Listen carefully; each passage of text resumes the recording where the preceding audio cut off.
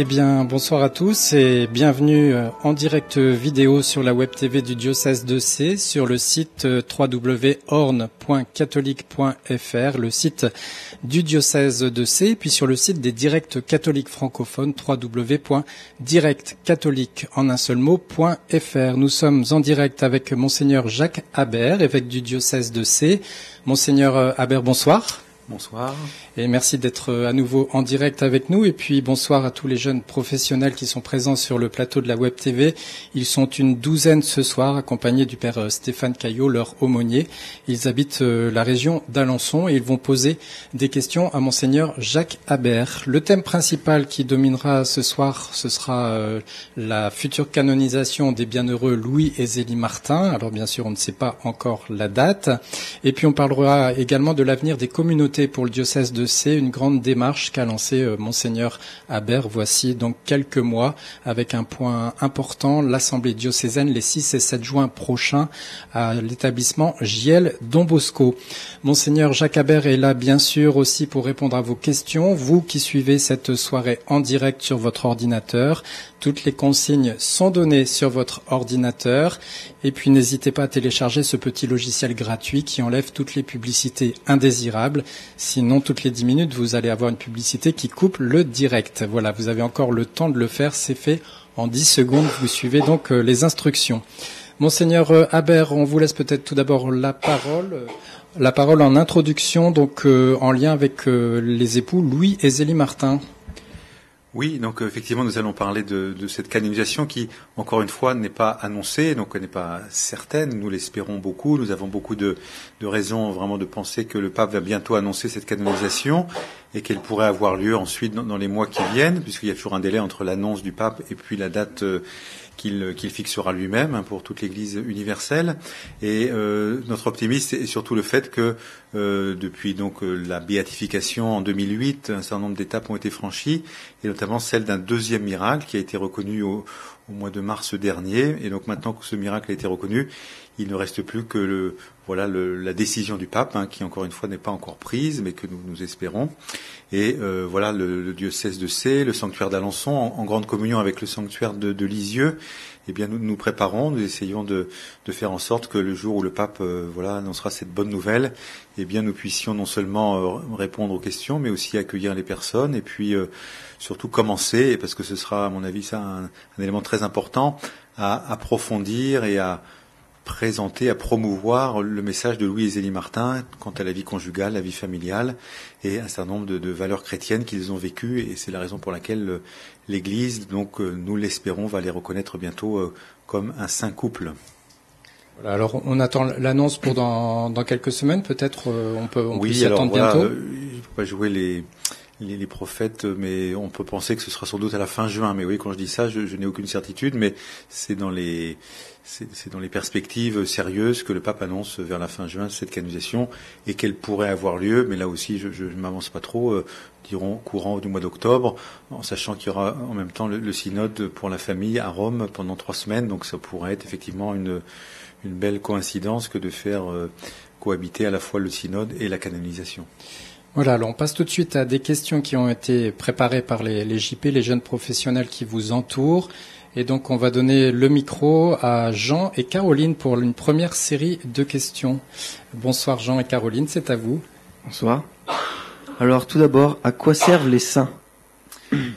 Eh bien, écoutez, merci de commencer par cette question qui, effectivement, est importante. Nous allons parler de la sainteté pendant toute cette rencontre. Et donc, à quoi servent les saints ? Pour répondre à cette question, je cite souvent un texte de Saint Bernard, qui est d'ailleurs prévu au Bréviaire pour le jour de la Toussaint, la fête de tous les saints, et qui nous dit que, finalement, la reconnaissance de la sainteté pour les saints ne leur apporte rien. Ils n'ont pas besoin de nos prières, ils n'ont pas besoin de notre reconnaissance, mais les saints sont donnés aux chrétiens par le Seigneur, mais l'Église choisit d'en reconnaître certains. Donc Sainte Thérèse disait qu'il y avait beaucoup plus de saints que ceux qui sont dans le calendrier, officiellement reconnus par l'Église. Et je dirais que leur but est double. La première fonction d'un saint, c'est celle de l'intercession. Donc il prie pour nous, il prie avec nous. C'est tout le mystère de la communion des saints, dans laquelle nous sommes engagés dans cette solidarité dans la prière. Et puis la deuxième fonction des saints, c'est de nous être montrés comme des modèles. Voilà, ils ont vécu dans un temps donné, dans une région particulière, dans une histoire particulière, avec un tempérament particulier. Bon, on pourrait multiplier toutes les particularités. Et pour autant, la façon dont ils ont vécu l'Évangile, dont ils ont suivi le Seigneur, dont ils ont prié, dont ils ont espéré, dont ils ont aimé, eh bien, peut être pour nous une référence. Et donc, j'invite les auditeurs qui nous écoutent à avoir des saints qui soient vraiment leurs amis, de les connaître, de lire une biographie, de lire leurs textes, pour qu'ils soient vraiment non seulement nos intercesseurs, mais aussi comme nos modèles. Est-ce qu'il y a d'autres questions, des précisions à demander? Oui. Caroline, oui. Une autre question. Quelles sont les étapes d'une canonisation? Alors, de fait, je disais que si les saints sont plus nombreux que ceux que l'Église reconnaît, l'Église, elle, s'est donné un certain nombre de règles, d'ailleurs plus précises à partir du XIIe siècle, un petit peu autour de saint François d'Assise, parce qu'avant, c'était beaucoup le peuple de Dieu qui, un peu par acclamation, reconnaissait les saints. Vous voyez, par exemple, le premier évêque du diocèse de Sées, saint Lathuin, a été reconnu saint, mais il n'y a pas eu toute cette procédure que l'Église a mis en place. Voilà, pour une espèce de garantie, pour se garder de canoniser trop rapidement. Vous savez, quand on a eu la canonisation de Jean-Paul II ou d'autres saints qui ont été très rapides, eh bien, l'Église veut se donner un petit temps de discernement. Donc, la première étape, c'est sans doute celle de la réputation de sainteté. C'est le peuple de Dieu, finalement, qui, par une dévotion, par une prière d'intercession adressée à telle ou telle personne qui vient de mourir, eh bien, se dit, est-ce que cette personne dont la réputation était très bonne de leur vie, dans leur vie, ne sont pas finalement des personnes qu'on pourrait reconnaître comme saints. Puis après, il y a toute une série d'étapes qui sont un petit peu précises, canoniquement, ecclésialement bien déterminées.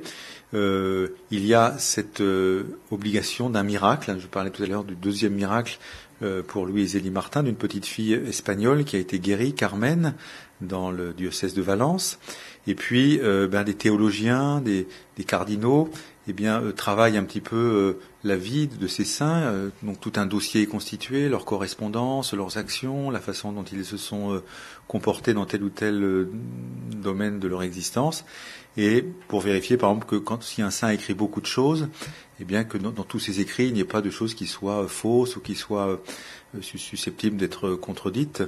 Voilà, donc il y a tout un travail important de théologiens, de cardinaux, et puis voilà, quand le miracle a été obtenu, eh bien, il y a d'abord une première étape qui est celle d'être bienheureux, ceux qui ont donc été reconnus Louise Élie en 2008, et puis après la canonisation, mais là qui est décidée par le pape.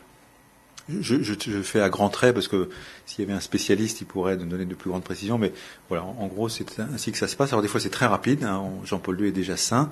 D'autres fois, par exemple Louise Élie Martin, qui ont vécu au XIXe siècle, le processus a été plus long, mais je veux dire, pour Dieu, un an est comme 1000 ans. Enfin, il n'y a pas la notion de temps est moins importante pour lui que pour nous. Toujours sur ce thème, est-ce que vous avez encore, Jean et Caroline, des questions, Monseigneur Habert? Oui. Alors, pourquoi Louise Élie Martin vont peut-être être canonisés en couple et pas individuellement? Alors ça, c'est vraiment une question intéressante parce que ça sera une première dans l'histoire de l'Église. Bien sûr, des personnes mariées ont déjà été canonisées, mais le fait qu'un couple soit canonisé en tant que couple et en même temps le même jour, eh bien, sera vraiment la première fois dans l'histoire de l'Église. Et c'est en fait le pape Paul VI, donc en 1971. Vous voyez, quand je vous parlais de la rapidité, c'est déjà quand même il y a plus de 40 ans. Qui a décidé de réunir les deux causes, parce que les deux causes avaient été introduites séparément. On avait commencé par un travail autour de Louis Martin, à partir en gros de la canonisation de Sainte Thérèse. On s'est dit, est-ce que Monsieur Martin, avec tout son itinéraire, n'a pas été un homme vénérable, enfin en tout cas qui pourrait faire l'objet d'une enquête de béatification, de canonisation. Puis après on a regardé la vie de Zélie, qui elle aussi dans sa correspondance notamment, et donc les deux dossiers avançaient séparément. Et le pape Paul VI, je vous dis en 71, se dit réunissons les deux causes et s'ils sont béatifiés, ce sera l'un avec l'autre.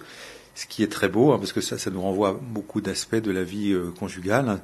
On pourrait par exemple citer cette parole de Jésus, ce que Dieu a uni, que l'homme ne le sépare pas. Donc Dieu a uni Louis et Zélie, eh bien il ne va pas les séparer dans la canonisation qui sera unique, qui sera la même célébration.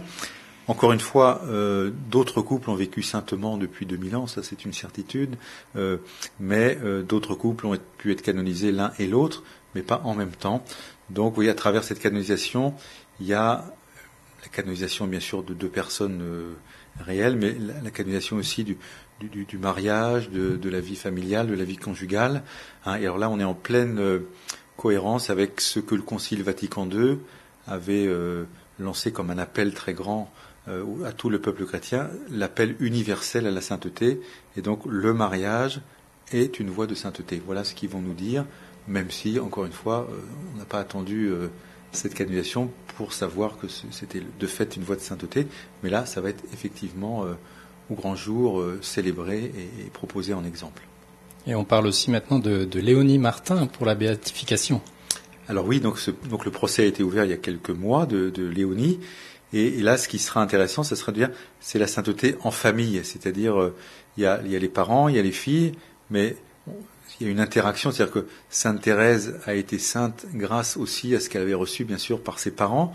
Et ses parents, et notamment Louis, parce que quand Madame Martin décède, Thérèse a 4 ans et demi, mais on peut penser que Louis Martin a aussi été converti par sa fille Thérèse. Oui, donc c'est une espèce de communion des saints déjà à l'intérieur d'une famille. Hein, et donc le procès de Léonie, dans ce sens, va être aussi une très grande richesse. C'est-à-dire, non seulement le mariage, mais la vie familiale est une vie qui est un lieu de sanctification. Alors peut-être encore Caroline, encore des questions. Monseigneur Habert, toujours ce thème de la canonisation des bienheureux Louis et Zélie Martin. Oui, tout à fait. Donc, aucune de leurs filles ne s'est mariée. Pourtant, Louis et Zélie Martin sont un exemple de famille catholique. N'est-ce pas contradictoire ?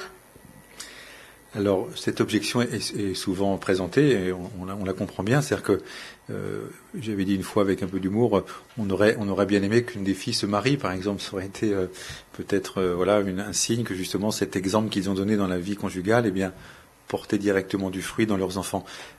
Donc, reconnaissons que c'est assez rare qu'une famille, alors ils ont eu en tout 9 enfants, mais 4 sont morts en bas âge, mais que sur les 5 filles, les 5 soient devenues religieuses. C'est un phénomène qui n'est pas unique. Hein. Il y a des familles où tous les enfants sont devenus soit prêtres, soit religieuses, mais disons que ce n'est pas le standard d'une famille catholique. Hein. Alors, ce qui est intéressant, c'est de voir justement que par rapport à ces vocations de leurs 5 filles, eh bien, ils ont vécu cela dans un grand détachement, une grande liberté intérieure, et surtout dans un très grand respect. Donc, ils ne les ont pas, si vous voulez, conditionnées pour qu'elles deviennent toutes religieuses, et notamment, on peut penser, lorsque Thérèse entre au Carmel, donc très jeune, elle a une 15aine d'années, eh bien, son père souffre intérieurement et il commence déjà un peu à sentir peut-être la maladie qui est en train de faire son œuvre en lui. Mais le lendemain de l'entrée de sa fille au Carmel, eh bien, il écrit une prière en disant, c'est une grande souffrance, voilà, et donc il reconnaît qu'il a donné sa dernière fille au Seigneur dans cette vie religieuse, mais Dieu me fait la grâce d'avoir choisi mes filles, et donc on sent un homme totalement libre par rapport à ces choix particuliers qu'ont posés ses filles, et donc ils sont dans ce sens-là, enfin surtout Louis en l'occurrence, mais un modèle un petit peu pour des parents d'une certaine dépossession. Combien de parents des fois projettent sur leurs enfants telle ou telle carrière, telle ou telle vocation, même ça peut arriver, ou telle ambition. Et bien là, on sent des parents qui vont laisser leurs enfants vraiment répondre à l'appel de Dieu. Et alors, en l'occurrence, ce sera 5 vocations religieuses, mais c'est dans le sens où ils peuvent vraiment être un modèle d'éducation pour les parents aujourd'hui. Jean et Caroline, est-ce qu'il y a encore des questions à suivre ? Oui. Moi, mon autre question était quel est leur message. Donc, vous en avez un peu parlé par rapport à leur fille, mais si on pense à Louis et Zélie, quelle chose on peut penser Quel message pour nous aujourd'hui ? Pour aujourd'hui, oui. Alors ça aussi, c'est une question qui est posée souvent, hein, parce que de fait, je vous ai dit tout à l'heure, à quoi servent les saints ? C'était votre première question, très fondamentale.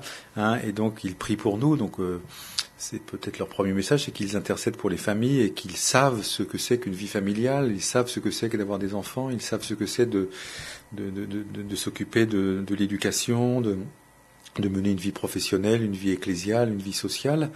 Donc, leur intercession a tout le poids de leur humanité. et en même temps, ils ne sont pas des modèles au sens où il faudrait les imiter d'une façon immédiate, j'allais dire. Ils ont vécu au XIXe siècle, en province, à Alençon. Ils étaient marqués par un certain nombre de conditionnements, comme nous sommes au XXIe siècle marqués par un certain nombre de conditionnements. Et donc, il faut prendre un petit peu de recul. Il ne s'agit pas de les imiter servilement, mais de se dire, dans ce qu'ils ont eu à vivre, dans le temps qui était le leur et avec les tempéraments qui étaient les leurs, quels sont nos messages. Alors, je crois qu'il y a un message déjà de grande complicité entre l'homme et la femme dans le couple. Une grande amitié, une grande affection, une grande tendresse, une grande complémentarité. Par exemple, Louis qui va arrêter son métier d'horloger pour aider sa femme qui, elle, gère la petite entreprise de dentellerie. Le soin donné à l'éducation de leur fille, encore une fois, je lui dis, le fait de les faire grandir dans un terreau chrétien où la prière, la place de l'Eucharistie, la grande dimension sociale aussi de leur vie. Ils sont très attentifs aux pauvres, ils sont très attentifs à ce que leur maison soit une maison ouverte. Eh bien, je crois qu'en transposant, en reprenant ces éléments fondamentaux et puis en les transposant aujourd'hui au XXIe siècle pour un couple qui s'engage dans le mariage, eh bien, ils peuvent trouver un certain nombre d'éléments qui vont les aider et qui ne sont pas simplement théoriques en disant un couple doit. Moi, je me souviens quand je faisais des préparation au mariage quand j'étais prêtre, mais voilà, j'invitais les couples à être attentifs à telle ou telle dimension. Mais après, on peut dire, vous voyez, et Louis et Zélie Martin, ils l'ont fait, pas de la même façon que nous aujourd'hui, mais ils ont fait ceci, ils ont fait cela, ils ont choisi de faire cela, ils ont refusé de faire ceci. Et donc, ça incarne, si vous voulez, un certain nombre de comportements chrétiens qu'ils ont vécus d'une façon très ordinaire. C'est ça aussi qui est beau, c'est que, effectivement, on peut dire qu'il y a eu 5 filles, 5 religieuses, donc c'est un peu exceptionnel, mais sinon, dans leur vie, il n'y a pas de miracle, il n'y a pas de révélation particulière, il n'y a pas de fait extraordinaire. Ils vivent une vie, j'imagine les gens qui connaissaient la famille Martin, qui traversent un certain nombre d'épreuves bien sûr, mais voilà, c'est la famille Martin qui n'a pas de caractéristiques exceptionnelles, mais qui vit dans une grande foi et le Seigneur est vraiment au cœur de leur existence. Et ça, c'est un formidable message pour les couples qui vivent aujourd'hui ou ceux qui voudraient s'engager aujourd'hui. Alors on va poursuivre les questions dans un instant, on va faire une première pause musicale, le temps justement pendant cette pause musicale de permettre aux internautes de poser en direct leurs questions par chat, par internet à Monseigneur Jacques Habert, évêque du diocèse de Sées. On fait une première pause musicale avec le groupe Glorious, Dis-le au monde, et puis on fait un petit coucou au Père Pierre-Yves Émile qui nous suit de Rome. Merci de nous avoir fait un petit signe par chat, Père Pierre-Yves. N'hésitez pas donc à profiter de cette pause musicale pour poser vos questions.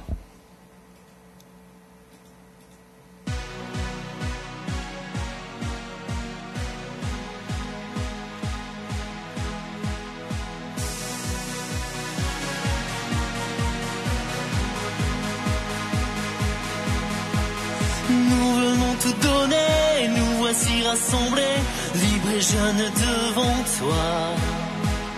Brille nos vies sur terre, fais lever ta lumière. Nous sommes unis dans la foi.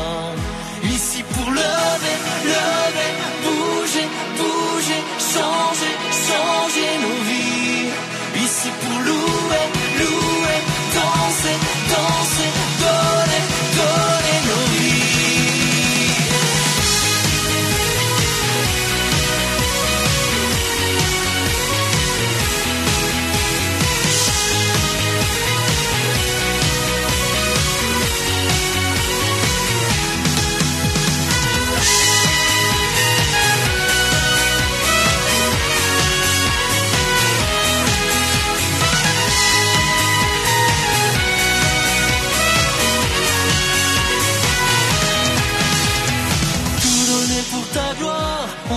Notre espoir, libre et jeune devant toi. Une seconde chance est donnée, ton esprit pardonné fait grandir en nous la foi. Ici pour lever, bouger, changer nos vies. Ici pour louer, danser, donner nos vies.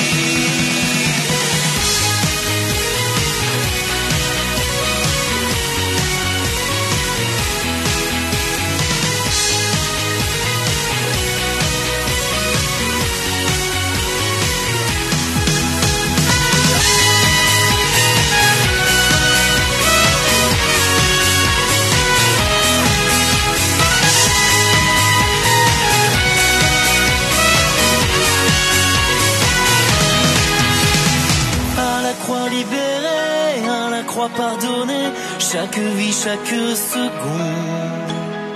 Son amour est donné, la vie a triomphé, dans la foi dis-le au monde. Ici pour lever, lever, bouger, bouger, changer, changer nos vies. Ici pour louer, louer, danser, danser, donner, donner nos vies.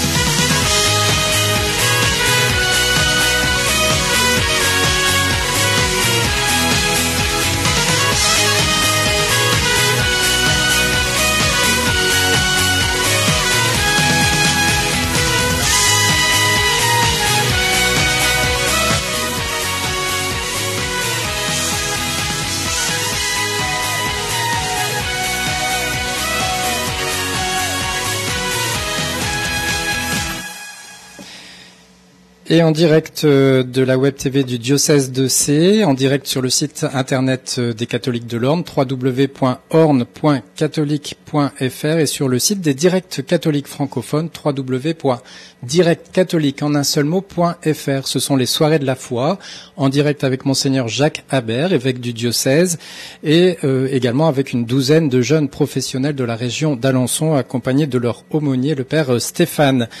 On a fait un coucou au père Pierre-Yves Émile qui nous suit de Rome, et puis je pense qu'il a dû rater le début de la soirée, puisqu'il demande où et quand aura lieu la canonisation des époux Martin. Monseigneur Habert, c'est à Rome? C'est à Rome, oui. Le père Pierre-Yves pose une question dont il a la réponse. Il est bien passé, en tout cas. Oui, il est très bien passé, justement. En revanche, voilà, la date, c'est ça que nous attendons, hein, qui n'est pas fixée. Alors, de fait, il y aurait une espèce de cohérence, je disais tout à l'heure, sur le fait que ça puisse avoir lieu pendant le synode de la famille, mais bon, voilà, rien n'est décidé, et ce serait vraiment voilà, non seulement présomptueux, mais pas bien du tout de faire des pronostics. Donc voilà, nous attendons paisiblement que le pape nous dise la date. Voilà. Est-ce que toutes les canonisations ont lieu à Rome, ou ça peut arriver que ce soit ailleurs? Ça peut arriver que ce soit ailleurs. Hein. Le pape, finalement, dans un certain nombre de domaines, il a tous les pouvoirs, donc il pourrait décider. Alors certains m'avaient dit, mais il pourrait les canoniser à Alençon. Alors évidemment, il aurait pu, mais ce n'est pas prévu, je pense. En revanche, il y a eu des fois des canonisations qui n'ont pas eu lieu à Rome. Hein. On évoque notamment, mais là aussi c'est une hypothèse, que le père Popieluszko, là, dont le procès a été commencé, pourrait être canonisé pendant les JMJ de Cracovie, par exemple, en 2016. Mais voilà, c'est des hypothèses qui sont pour l'instant complètement virtuelles, mais qui sont possibles parce que, encore une fois, le pape pourrait le décider. Alors on aime bien faire jouer aux chaises musicales sur le plateau de la Web TV, puisque maintenant on a Aline et Anaïs en face de nous pour relayer les questions à Monseigneur Habert. Alors qui commence, Aline ou Anaïs? D'accord. Anaïs. Donc Monseigneur, vous nous avez effectivement rappelé que le contexte dans lequel vivait Louis et Zélie Martin était très particulier, bon, comme celui de chaque saint. Après, plus spécifiquement, donc c'est le premier couple canonisé ensemble et marié. Est-ce que aujourd'hui, pour les couples justement qui pourraient se reconnaître chez Louis et Zélie Martin, en même temps, il pourrait pas y avoir des difficultés justement à se reconnaître, puisque le mariage est quand même aujourd'hui en perte de vitesse, je ne sais pas si on peut le dire comme ça, et que justement ce qu'il représente peut sembler vraiment à des années-lumière de ce que vivent aujourd'hui les couples en termes de difficultés, d'épreuves. Voilà, dans ce domaine, il faut bien distinguer le fond et la forme. C'est-à-dire, vous voyez, je prends souvent un exemple, le saint curé d'Ars est patron de tous les prêtres, il a été longtemps patron de tous les curés, maintenant de tous les prêtres du monde. Et donc, si un prêtre aujourd'hui, au XXIe siècle, se dit je veux imiter le curé d'Ars, sur la forme, voilà, il tomberait dans une espèce d'impasse et voulant limiter sur la forme, il risquerait justement de s'arrêter à des choses qui sont accessoires. En revanche, si ce prêtre considère la vie du curé d'Ars sur le fond, c'est-à-dire son amour de l'Eucharistie, son amour du sacrement du pardon, son amour des paroissiens, son amour de Dieu, tout simplement, le don de lui-même à sa mission, eh bien, le curé d'Ars traversera tous les âges, quoi. Et donc, pour Louis et Zélie Martin, c'est pareil. C'est-à-dire que si un couple aujourd'hui voulait imiter Louis et Zélie Martin dans un certain nombre y compris même de dévotions ou de pratiques qui sont, qui ont été un petit peu changées, eh bien, il ferait fausse route. En revanche, s'il les regarde dans leur amour conjugal, dans leur amour familial, dans leur engagement dans la société, dans la façon dont ils ont traversé des épreuves, notamment l'épreuve de la maladie, l'épreuve de la perte d'enfants, l'épreuve par exemple éducative par rapport à Léonie qu'on évoquait tout à l'heure, qui n'a pas été toujours facile à gérer, notamment par sa maman. Eh bien, voilà, un couple peut se dire, nous aussi, nous pouvons essayer de nous inspirer de ce qu'ont vécu Louis et Zélie. Je dirais aussi, on n'en a pas encore trop parlé, mais au début, ils avaient chacun une vocation religieuse, en tout cas, ils pensaient en avoir une. Louis voulait rentrer au Grand Saint-Bernard et Zélie voulait rentrer dans la vie religieuse à Alençon. Et donc, pendant tout un temps, ils ont été un peu dans le doute. Finalement, qu'est-ce que Dieu attend de nous ? On voulait être religieux, religieuse, et puis ça n'a pas fonctionné. Donc, est-ce que Dieu nous aurait pas un peu oubliés ? Et finalement, ils vont continuer dans ce temps qui va séparer leur engagement qui a été un échec dans la vie religieuse et le temps du mariage, par une vie chrétienne très fervente, très ouverte, enfin très construite. C'est pas deux personnes démoralisées qui se croisent sur le pont de la rencontre et qui va provoquer ensuite le désir de se marier. C'est vraiment deux chrétiens qui ont choisi de donner leur vie au Seigneur et qui vont pouvoir la donner sur ce chemin du mariage. Alors, par rapport à la situation d'aujourd'hui, où la famille est un petit peu déboussolée, où il y a eu, notamment ces dernières années en France, des débats qui ont été vraiment très, très difficiles, très houleux. Je crois aussi que l'Église, si vous voulez, canonise des personnes pour le bien d'une époque. Je prends l'exemple, par exemple, de saint François d'Assise, le pauvre d'Assise, qui va vouloir suivre Jésus dans la pauvreté, en vivant de l'Évangile. Eh bien, il est canonisé à un moment donné où justement le commerce se développe en Europe, où des villes se construisent, il y a une espèce de fascination de l'argent, de la richesse, et une espèce de signe est posé, François d'Assise, totalement, par certains aspects, inimitable aussi, mais parce que cette question était cruciale pour le temps du XIIe, XIIIe siècle. Eh bien, aujourd'hui, où la famille, effectivement, connaît ses combats, ses assauts un petit peu contraires, eh bien, de montrer ce couple qui a traversé lui aussi des épreuves, n'est pas un signe, si vous voulez, indifférent. Que l'Église canonise aujourd'hui un couple, c'est aussi un signe très fort donné à tous les couples du monde, pour les encourager, et aussi un signe donné au monde que pour nous, la famille, le mariage, la fidélité, la fécondité, eh bien, sont des valeurs auxquelles nous sommes très très attachés. Alors, on poursuit les questions, toujours de la part des jeunes professionnels à Monseigneur Jacques Habert, cette fois-ci avec Aline. Oui. Alors justement, quel conseil nous donnerait Louis et Zélie Martin sur la fidélité dans le couple, sur comment tenir et comment éduquer les enfants, bien les éduquer dans la foi. Ouais, ce qui m'a beaucoup frappé en lisant leur vie, donc il y a un certain nombre d'ouvrages qu'on peut conseiller, c'est de voir que quand ils se marient l'un et l'autre, ils sont certains qu'ils doivent se marier. Ça a été très rapide. Ils se croisent sur le pont de la rencontre au mois d'avril et ils se marient au mois de juillet. Donc, ils n'ont pas fait beaucoup de préparation avec tout ce que nous connaissons aujourd'hui. Et en même temps, on sent qu'au fil des années, eh bien, cet amour, cette affection, cette tendresse, cette complicité vont grandir. Et donc, peut-être que le premier message qu'ils donnent, c'est de dire: l'amour que vous avez l'un pour l'autre, vous qui allez vous marier, eh bien, ce n'est pas un amour qui est donné une fois pour toutes et puis qu'il s'agirait de faire durer le plus longtemps possible et qui s'appellerait la fidélité. C'est de dire cet amour, il va s'épanouir, cet amour, il va se purifier, cet amour, il va aussi connaître des temps d'épreuve, des temps plus difficiles, mais on sent vraiment qu'il découvre ce qu'est l'amour conjugal en le vivant.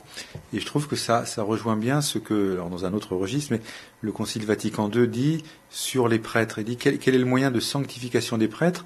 Eh bien, c'est l'exercice même de leur ministère. C'est-à-dire quand on est ordonné prêtre, on est prêtre, mais on va le devenir, je veux dire, de plus en plus en étant un bon prêtre, en lisant la messe, en confessant, en annonçant l'évangile, en servant les personnes. Eh bien, pour un couple, on peut dire, vous allez vous marier, donc vous êtes marié le jour de la célébration de votre mariage, mais c'est une dynamique, c'est une ouverture, c'est un épanouissement, c'est un approfondissement auquel vous êtes invités et qui peut traverser des épreuves, parce que là aussi, c'est peut-être une deuxième leçon, ils ont traversé des épreuves. Alors, une fois ou l'autre, on me disait, mais est-ce que c'est pas un exemple un petit peu austère, un peu rigide? Il y a quand même de grandes souffrances dans leur vie. C'est vrai qu'il y a des souffrances, notamment la perte d'enfants, mais ça permet justement de se dire que notre vie, quelle qu'elle soit, d'ailleurs qu'elle soit dans le mariage, dans la vie religieuse, dans le célibat, dans la vie chrétienne ordinaire, eh bien, elle traverse des épreuves. Et là, Louis et Zélie nous donnent un exemple de persévérance, de confiance, d'abandon. Hein. Le mot d'abandon revient souvent dans la correspondance de Zélie. Par rapport à leur fille, eh bien, je l'ai évoqué, mais c'est vrai que cette notion de ne pas mettre la main sur ses enfants, de ne pas projeter un métier, une ambition que peut-être on n'a soit même pas pu atteindre, et donc on la projetterait sur ses enfants, eh bien, c'est totalement absent de l'esprit de Louis et Zélie. Ils veulent que leurs enfants soient des saints. Une fois, Zélie dit ma grande joie, c'est d'avoir des enfants et qu'ils soient tous saints. Voilà. Donc, vous imaginez pour un couple qui s'engage dans la vie de dire notre objectif, c'est que nos enfants deviennent saints. Voilà, ça ouvre de belles perspectives et ça libère totalement parfois de schémas qu'on aurait prédéterminés en disant il faut qu'ils fassent telles études, il faut qu'ils fassent telle filière, il faut qu'ils aillent dans tel ou tel endroit. Si l'objectif c'est leur sainteté, et en même temps, disant cela, ils se convertissaient eux-mêmes. Donc c'est là où il y a le va-et-vient entre le couple et les enfants qui chacun mutuellement se sanctifient. Alors pour l'instant, on n'a pas d'autres questions d'internautes. Ceux qui nous suivent en direct vidéo, faut pas hésiter à poser vos questions. Monseigneur Habert est là pour ça. On continue les questions avec les jeunes professionnels. Anaïs, peut-être? Oui, pour rebondir donc sur le désir des parents Martin de faire de leur fille des saints, est-ce que vous diriez qu'ils ont eu une manière particulière de parler de la foi ou de vivre la foi en famille et qui peuvent aujourd'hui être reprises par les familles? Alors, en fait, c'est là où justement l'imitation est peut-être difficile. En revanche, sur le fond, si vous voyez, ils vont par exemple leur donner l'amour de l'Eucharistie, l'amour de la prière, l'amour de lire la vie des saints, l'amour des pauvres aussi, c'est très important. C'est pas une piété simplement, si vous voulez, intérieure, une espèce de mysticisme qui serait totalement déconnecté. Monsieur Martin est engagé dans la vie notamment sociale avec ce qu'on appelait les cercles Vital Romé, ce qui deviendra les conférences Saint-Vincent de Paul fondées par Ozanam. Vous voyez, c'est une charité qui se met en pratique, qui est très concrète. Et quand Thérèse entre au Carmel, elle dit je veux entrer au Carmel afin de prier pour les prêtres et pour sauver les âmes. Et donc il y a dans son désir finalement d'entrer au Carmel, évidemment de suivre Jésus dans ce lieu qui est le Carmel et qui est un lieu d'intimité profonde avec lui.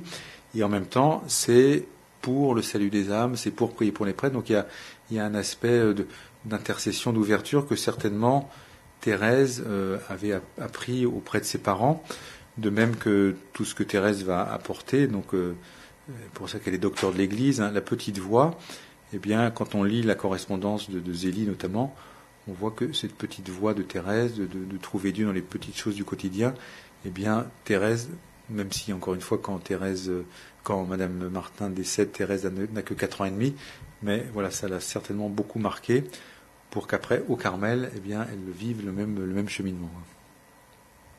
Est-ce qu'il y a encore des questions des jeunes professionnels, Aline ou Anaïs, non? Oui. Du coup, est-ce que cette canonisation, elle peut laisser présager une certaine tendance ou certaines décisions qui pourraient être prises au synode sur la famille? Alors, il y avait le premier aspect que j'ai souligné tout à l'heure, c'est-à-dire effectivement, s'ils étaient, alors je suis toujours au conditionnel, s'ils étaient canonisés avant ou juste au début du synode, on pourrait dire que ce seront les grands intercesseurs du synode qui prieront pour ce synode, qu'ils seront présents par leur intercession. Ensuite, c'est là où justement il faut être vigilant, c'est-à-dire que on voit bien, par exemple, prenons la question qui est revenue très souvent dans les médias, qui n'est pas le centre du synode, mais qui a été très médiatisée, la question de l'accès à la communion des personnes divorcées mariées. C'est sûr qu'on ne va pas beaucoup trouver de choses dans ce qu'ont vécu Louise Élie Martin pour répondre à cette question. En revanche, sur ce mariage qui est un chemin de sainteté, ce mariage qui est finalement la réponse à l'appel de Dieu, ce mariage qui est pour eux la certitude que c'est ce que le Seigneur attend de l'un et de l'autre, eh bien voilà, dans une espèce de spiritualité de l'amour conjugal, de l'amour familial, Louise et Élie peuvent vraiment aider la réflexion synodale. Ce qui était d'ailleurs très beau, c'est qu'au synode qui a eu lieu donc il y a un an, en octobre 2014, eh bien les reliques de Louise Élie Martin étaient à la basilique Sainte-Marie Majeure et que le pape était venu les vénérer. Donc il y avait déjà cette présence de ces bienheureux qui marqueront, même si la canonisation est avant ou après, qui marqueront voilà de leur message ce synode. Ce qui est intéressant aussi, c'est que aujourd'hui, beaucoup de gens travaillent sur le message de Louise Élie Martin. Je pense bien sûr à notre frère, le père Thierry Hénaud-Morel, un prêtre du diocèse de C, qui est en train de rédiger un ouvrage qui sortira sans doute autour de la canonisation. Et il a approfondi un certain nombre de thèmes. Les équipes Notre-Dame aussi ont travaillé, ont repris 7 ou 8 thèmes de la vie d'aujourd'hui en l'illustrant par des exemples pris chez Louise Élie Martin. Peut-être encore une question. Aline ? Oui. Quelle est l'étendue de la popularité de Louis et Zélie Martin et quel impact ça pourrait avoir sur le diocèse de C et sur Alençon ? En tout cas, les Brésiliens seront nombreux à la canonisation. Alors oui, c'est vrai que moi, ça m'a vraiment surpris et réjoui. J'étais au JMJ donc à Rio et nous avons rencontré tout un groupe, un mouvement qui se réclame de Louis et Zélie Martin. Ils m'ont d'ailleurs donné un beau t-shirt avec Louis et Zélie Martin. Donc il y a au Brésil, il y a aux États-Unis aussi une paroisse par exemple où les fiancés qui se préparent au mariage reçoivent une espèce de certificat qui atteste leur préparation et il y a l'effigie de Louis et Zélie Martin. Je suis allé aussi dans la banlieue de Milan il y a quelques mois, il y a plus d'un an, pour bénir une immense fresque qu'un prêtre avait confectionnée pour sa paroisse et tous les couples qui préparent au mariage viennent prier dans cette chapelle, Louise Élie Martin. Vous voyez donc en Italie, au Brésil, aux États-Unis, en France également, il y a certains sanctuaires, par exemple le sanctuaire de l'île Bouchard qui est intéressé, il y a le sanctuaire à Paris de Notre-Dame des Victoires. Donc voilà, alors évidemment, Alençon est un lieu unique, bien sûr pour parler de Louise Élie Martin, tout à fait unique et privilégié. Donc ce que nous espérons, c'est que la canonisation, focalisera l'attention des personnes sur Alençon, encore une fois en grande communion avec Lisieux, parce que si on veut comprendre la famille Martin, il faut aussi s'intéresser à Lisieux. C'est là que les filles vont entrer au Carmel, c'est là que M. Martin va vivre le veuvage, c'est là qu'il va connaître l'épreuve de la maladie. Donc on ne peut pas dissocier Lisieux d'Alençon, mais à strictement parler, la vie familiale, la vie conjugale s'est passée à Alençon. Et je prends souvent la mesure que finalement c'est un sanctuaire qui est encore peu connu. J'étais l'autre fois dans une paroisse pour parler de Louise Élie Martin en Bretagne, et en sortant, une personne me dit, donc j'avais bien parlé pendant 1h30, donc vous êtes l'évêque de Lisieux. C'est pas bien grave de dire ça, mais en même temps c'est très significatif du fait que nous avons un effort, nous, diocèse de C, pour que Alençon soit connu, et que les personnes pensant à Louise Élie Martin pensent à Alençon, ce qui ne les empêchera pas de penser Lisieux, parce que de toute façon, les deux sont tout à fait indissociables à mon sens. Alors on va faire une seconde pause musicale. Il y a 2-3 questions qui arrivent par les internautes. On les posera après cette pause. Donc les internautes, profitez de cette pause pour poser vos questions. On parlera bien sûr de Louis et Zélie Martin, mais on parlera aussi de l'avenir de nos communautés pour le diocèse de C. Une pause musicale avec Sœur Agathe, Goûtez et voyez.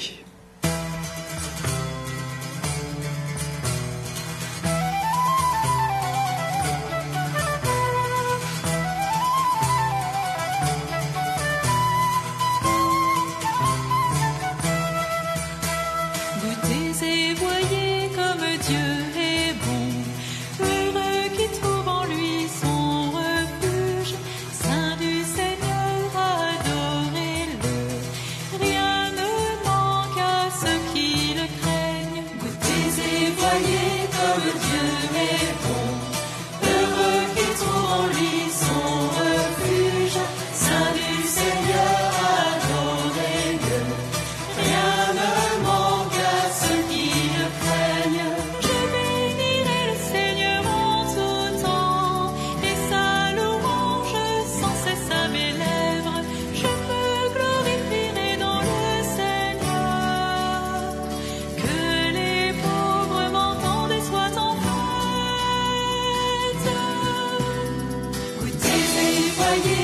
comme Dieu est bon.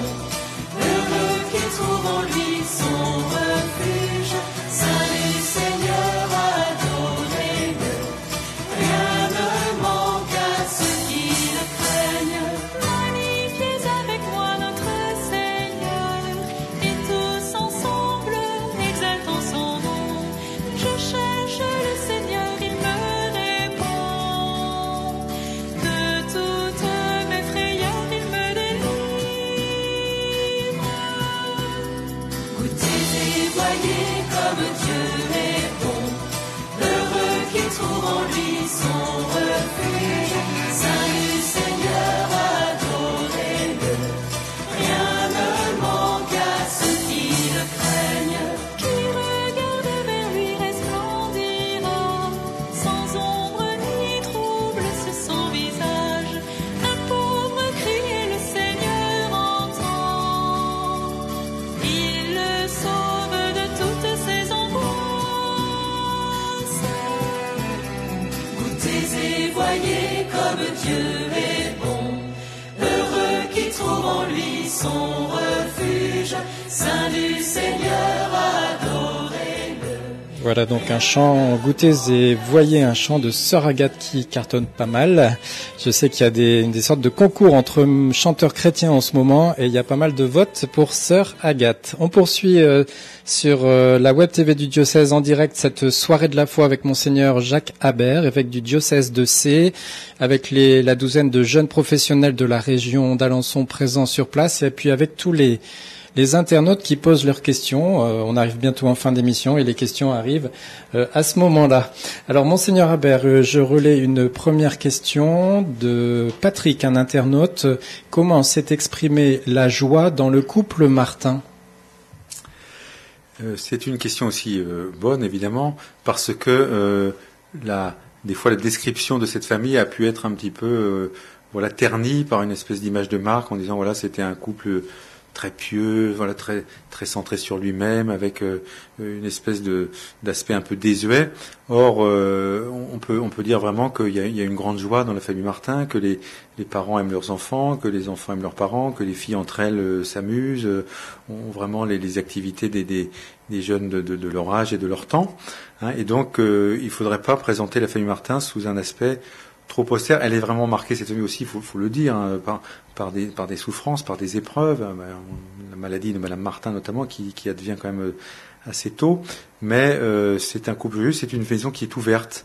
C'est une maison où on se sent accueilli, invité, et qui est ouverte sur le monde. Donc, on pourrait évoquer ces soirées où je crois qu'il faisait un peu des imitations, où il y a une grande complicité entre le père et les enfants. Voilà.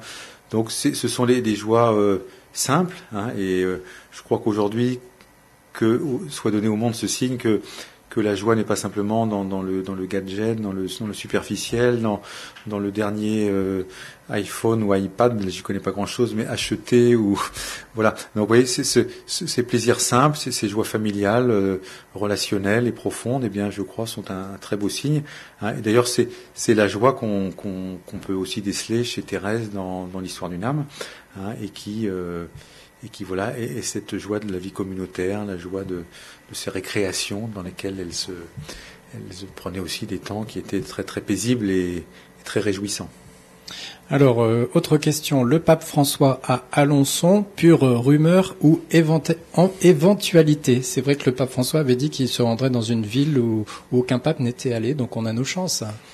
Alors le premier critère est rempli. J'aimerais bien que ce soit une éventualité. Pour tout vous dire, c'est pas une confidence. Je l'ai invité, mais on est une trentaine d'évêques en gros à l'avoir invité. Donc il ira simplement dans 2-3 lieux. Mais voilà, il pourrait effectivement venir à Alençon. Après les avoir canonisés à Rome, qu'ils viennent se recueillir et prier dans le lieu où ils ont vécu, ce serait formidable. Après, de fait, on parle beaucoup moins de son voyage actuellement. On avait dit voyage en 2015, mais là c'est totalement exclu. On avait dit voyage en début 2016, mais il faut reconnaître qu'on n'en a plus aucun écho. En tout cas, je l'ai invité et voilà. Mais pour l'instant, il n'y a rien de. On fera une web TV en direct avec le pape François. Il y aura... Alors, autre question rapide. Y aura-t-il une délégation de jeunes Alençonnais et ornés, de couples et de familles pour la canonisation, donc direction Rome. Alors, je parlais tout à l'heure de cette mobilisation qui ne cesse de grandir et qui se traduit par cette équipe qui travaille là aussi très fortement avec Lisieux, où nous avons pris un petit peu tous les registres de la liturgie, y compris l'aspect financier, de la pastorale familiale, et puis le pèlerinage. Donc dès que nous saurons la date, nous proposerons évidemment un pèlerinage qui pourra peut-être se décliner en deux propositions. Une proposition très rapide, des gens qui feraient par exemple le samedi dimanche en aller-retour, et puis assisteraient à la canonisation donc le dimanche matin. Et puis peut-être une proposition plus longue qui pourrait durer peut-être jusqu'au mardi, puisque le lendemain de la canonisation, c'est-à-dire le lundi, il y a une messe qui doit être célébrée dans une basilique majeure. Donc il y aura ces deux propositions, peut-être d'autres. Évidemment, chacun sera libre s'il veut d'y aller par ses propres moyens, mais nous sommes, prêts pour tout de suite faire des propositions. Il nous manque simplement la date. Voilà, donc on attend de savoir. Autre question d'un internaute qui suit cette soirée avec intéressement. Le pape François, s'adressant aux hommes politiques, leur dit qu'ils peuvent être des saints. Comment concilier cette pensée avec des êtres qui ne sont pas tous chrétiens? Comment approcher la sainteté telle qu'elle est ainsi présentée? Oui, justement, c'est une question qui est intéressante parce que je disais tout à l'heure que si Louis et Zélie Martin sont canonisés, ils vont donc donner un exemple aux familles dans un temps où le thème de la famille est un peu malmené. Eh bien, on pourrait dire la même chose pour la politique. Aujourd'hui, la politique est vraiment décriée. Elle est souvent combien de gens disent tout est pourri, on n'a plus rien à attendre de la vie politique. Et cette pensée n'est pas chrétienne. La politique, c'est très important. La politique, c'est la recherche du bien commun, c'est un sens du service, de la vie sociale. Donc que le pape redise aux chrétiens, engagez-vous dans la vie politique et sanctifiez-vous dans cette vie politique, c'est vraiment un appel tout à fait important et nécessaire et même urgent. Alors, ça sera dans ce contexte qui est le nôtre aujourd'hui, de même qu'un couple qui veut s'engager dans la voie du mariage chrétien et qui veut se sanctifier sur ce chemin, eh bien, il trouve aussi des épreuves, il trouve des objections, il peut passer pour un peu désuet ou complètement dépassé par des amis. Aujourd'hui, des jeunes qui se marient à l'église, eh bien, peuvent, pas toujours, parce que souvent ils suscitent un certain intérêt, voire même un certain respect, mais ils peuvent susciter un certain nombre de moqueries. Dans la vie politique, si des jeunes aujourd'hui s'engagent dans la vie politique avec tout le corpus de la doctrine sociale notamment, eh bien, ils peuvent sanctifier, mais de fait, ce sera un combat parce que le climat, le contexte est particulièrement, violent et parfois donne plutôt envie de baisser les bras, mais c'est le contraire de la vie chrétienne que de baisser les bras. Alors, peut-être encore des questions du côté des jeunes professionnels. Je ne sais pas si vous aviez posé toutes vos questions par rapport à Louis et Zélie, ou on change de thème. C'est bon? D'accord.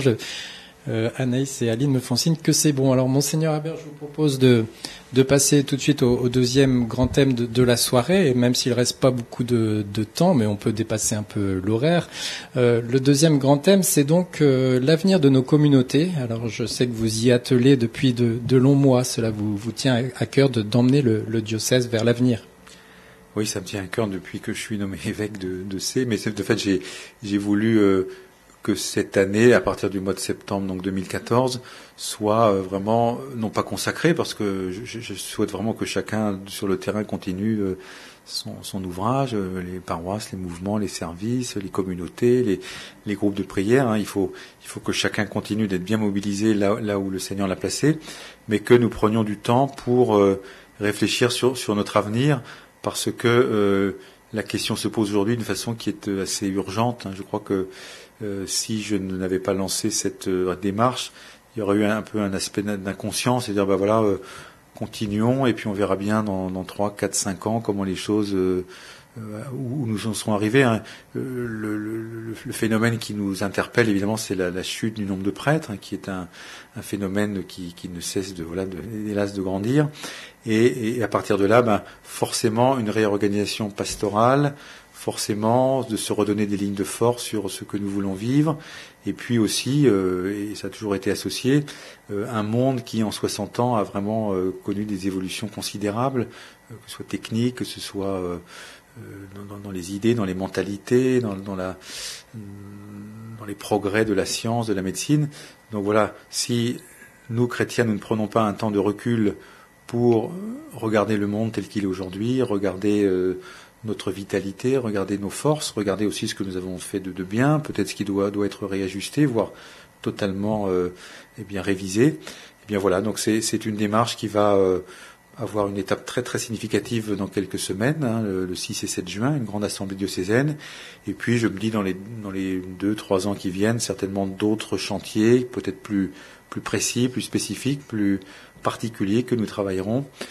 Et je crois que ça donne ce que le pape François et avant lui le Concile Vatican II avait souhaité, une église plus synodale, c'est-à-dire une église qui avance bien sûr fort de sa tradition, fort de l'évangile, fort de sa mission qui est d'annoncer, célébrer, servir. Ça on ne va pas l'inventer ou le mettre aux voix, mais en même temps qui avance avec un questionnement qui me paraît le plus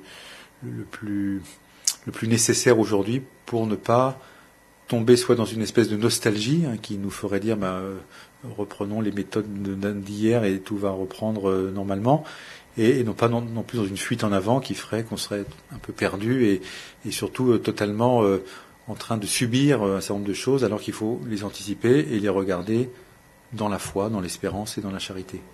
Est-ce que Aline ou Anaïs, vous voulez réagir par rapport à ce thème ou... Oui, du coup, dans ce chantier, quelle place nous, les nouvelles générations, avons-nous ? J'ai été très heureux de voir que dans tous les comptes rendus, que ce soit des paroisses, des mouvements, des services, et même une petite enquête qui a été faite un peu toute boîte aux lettres, et bien que la question de la place des jeunes était vraiment souvent citée comme une priorité. Alors, on pourrait dire, oui, c'est évident, il faut parler des jeunes, mais voilà, ça m'a réjoui parce que je me dis, les gens prennent la mesure que, de fait, nos communautés sont parfois un petit peu vieillissantes. Je tire un immense coup de chapeau à tous ceux qui aujourd'hui sont sur le terrain et qui tiennent et qui sont fidèles, persévérants et qui vraiment ont donné le meilleur d'eux-mêmes pendant des années et des années.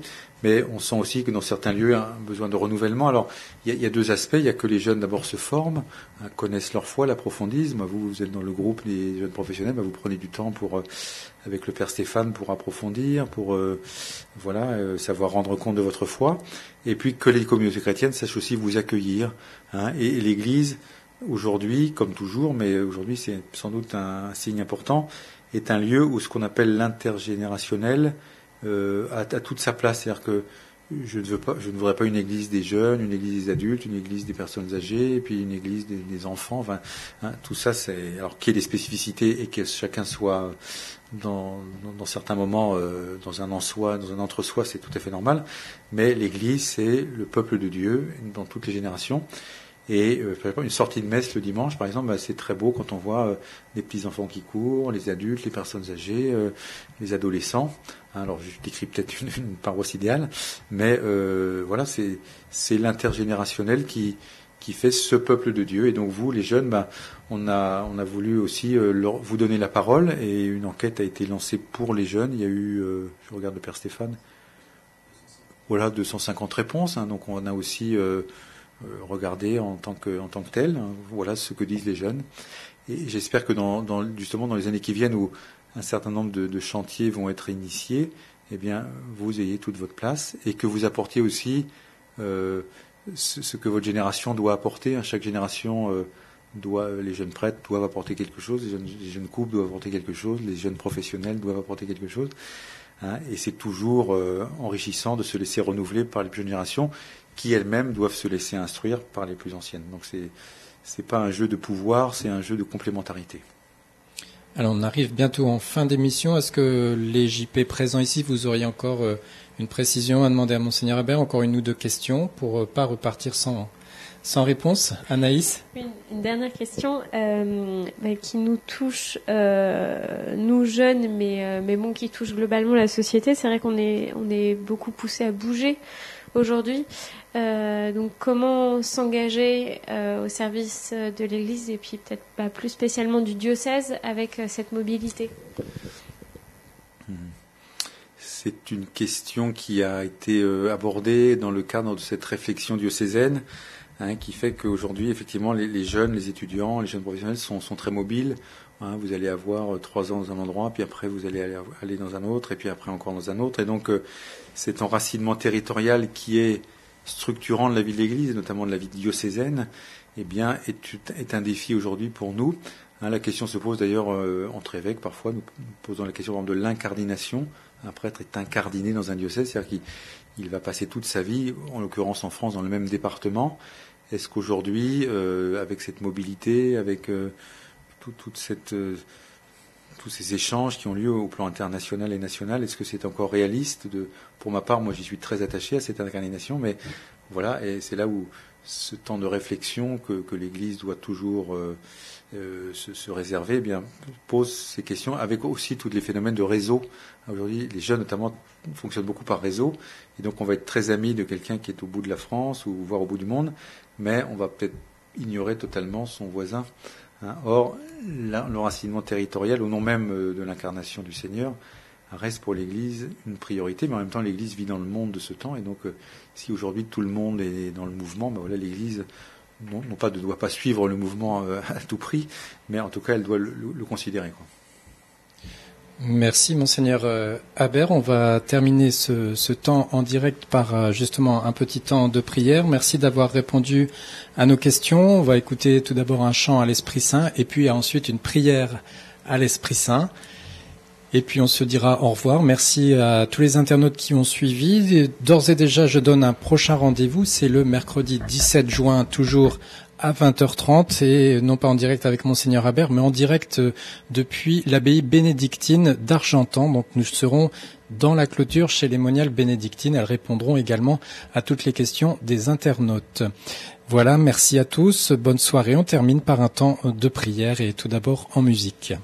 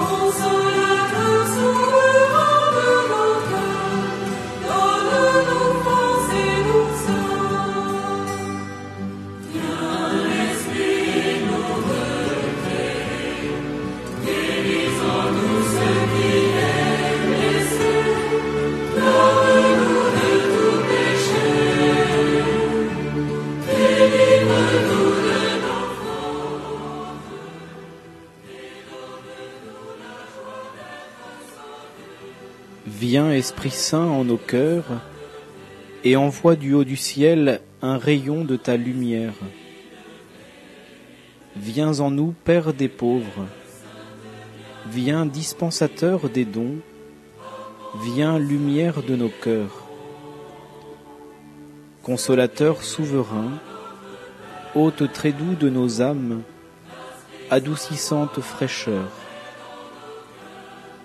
Dans le labeur, le repos, dans la fièvre, la fraîcheur, dans les pleurs, le réconfort. Ô lumière bienheureuse, viens remplir jusqu'à l'intime le cœur de tous tes fidèles. Sans ta puissance divine, il n'est rien en aucun homme, rien qui ne soit perverti. Lave ce qui est souillé, baigne ce qui est aride, guéris ce qui est blessé, assouplis ce qui est raide, réchauffe ce qui est froid, rend droit ce qui est faussé. À tous ceux qui ont la foi et qui en toi se confient, donne tes 7 dons sacrés. Donne mérite et vertu, donne le salut final, donne la joie éternelle. Amen.